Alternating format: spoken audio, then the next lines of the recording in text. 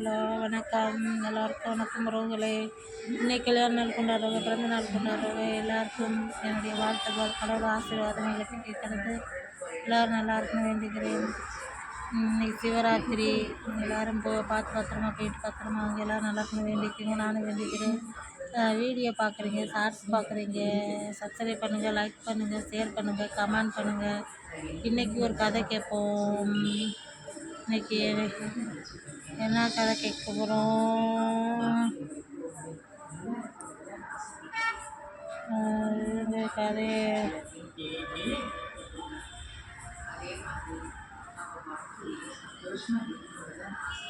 பெரிய சோம்பேறி என்ற கதை கேட்போம். வாங்க எல்லாரும் கேட்போம்.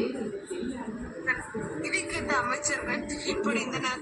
இளவரசியாருக்கு யார் கணவனாக வர வேண்டும் என்று விரும்புகிறீர்கள் என்று கேட்டார் ஒரு அமைச்சர். சோம்பேறியான ஒருவன் தான் எனக்கு மருமகனாக வர வேண்டும். மிக போகிறேன், அதற்காகத்தான் உங்களை வரவழைத்தேன் என்றான் அரசன். நாங்கள் என்ன செய்ய வேண்டும் அரசே என்று கேட்டார் இன்னொரு அமைச்சர். உங்க ஒவ்வொருவருக்கும் ஓராண்டு தவணை தருகிறேன். நீங்கள் பல நாடுகளுக்கும் சென்று சிறந்த சோம்பேறியை கண்டுபிடிக்க வேண்டும். தேவையான பணத்தை கருவூலத்தில் பெற்றுக் கொள்ளுங்கள் என்றான் அரசன். 5 அமைச்சர்களும் அரசனிடம் விடைபெற்று புறப்பட்டார்கள். 5 வெவ்வேறு திசைகளில் பிரிந்தார்கள். ஓராண்டு கழிந்தது. 5 அமைச்சர்களும் நாடு திரும்பினார்கள். அவர்களை வரவேற்றான் அரசன்.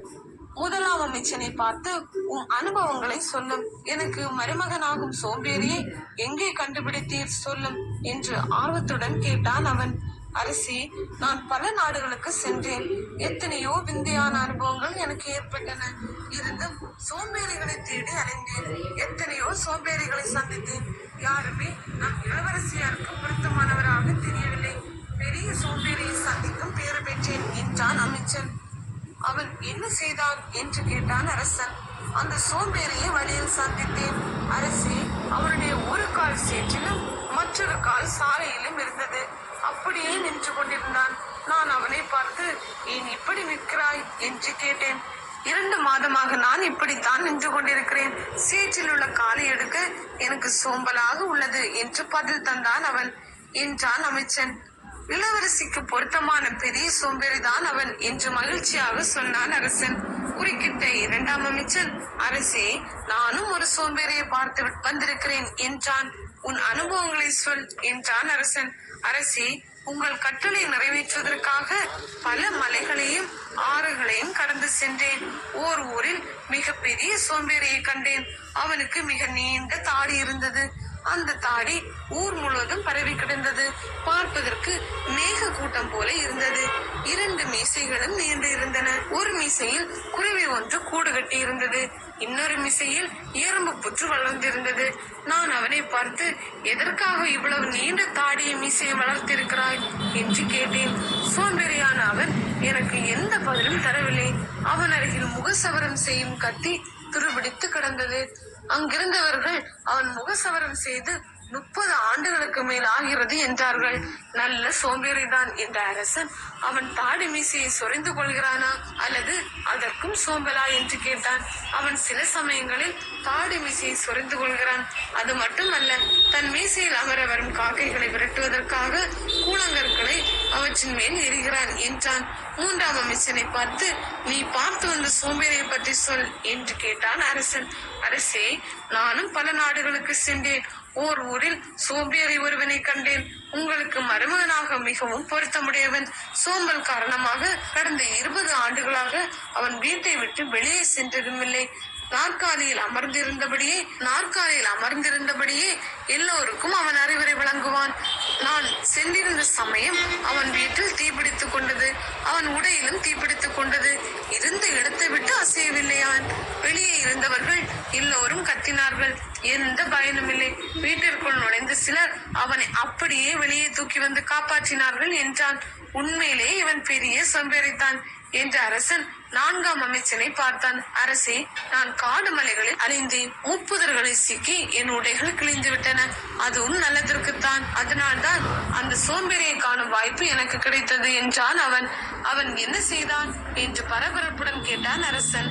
அரசே, அவன் தன் வீட்டு தோட்டத்தில் ஒரு மரத்தடியில் 15 ஆண்டுகளாக படுத்திருக்கிறான். தன் வாய் அருகே கேரட், முள்ளங்கி ஏதேனும் முளையாதா என்று காத்து கொண்டிருக்கிறான். அவன் நெற்றியில் உள்ள சுருக்கத்தில் 2 முள்ளங்கி செடிகள் முளைத்துள்ளன. அதை பிடுங்கி போட கூட அவன் தன் கைவிரல்களை பயன்படுத்தவில்லை. மரத்தில் இருந்து அவன் வாயிற்கு நேராக ஏதேனும் பழங்கள் விழுந்தால் உண்பான், பக்கத்தில் விழுந்தால் அதை எடுத்து உண்ண மாட்டான் என்றான் அவன். அந்த வாழ்க்கை உனக்கு பிடித்திருக்கிறதா என்று கேட்டான் அரசன். அவனிடம் நீண்ட நேரம் பேசினேன். அவன் மிகவும் மகிழ்ச்சியாக இருப்பதாக கூறினான். தன் மூக்கிலோ அல்லது வாயிலோ பழமரம் முளைத்தால் எவ்வளவு நன்றாக இருக்கும். பழத்திற்காக நான் வாயை திறந்து கொண்டு படுத்திருக்க வேண்டாமே என்றான் அவன் என்று விளக்கமாக சொன்னான். நான் கேட்டதிலேயே அற்புதமான சோம்பேறி இவன், என் மகளுக்கு ஏற்றவன் என்ற அரசன் 5ஆம் அமைச்சனை பார்த்தான். உடனே அந்த அமைச்சன், அரசே, நான் பார்த்த சோம்பேறியை பற்றி சொன்னால் உங்கள் கருத்தை மாற்றிக்கொள்வீர்கள். இவனுடைய சோம்பேறித்தனத்திற்கு மற்ற நால்வரும் கால் தூசி பெற மாட்டார்கள் என்றான்.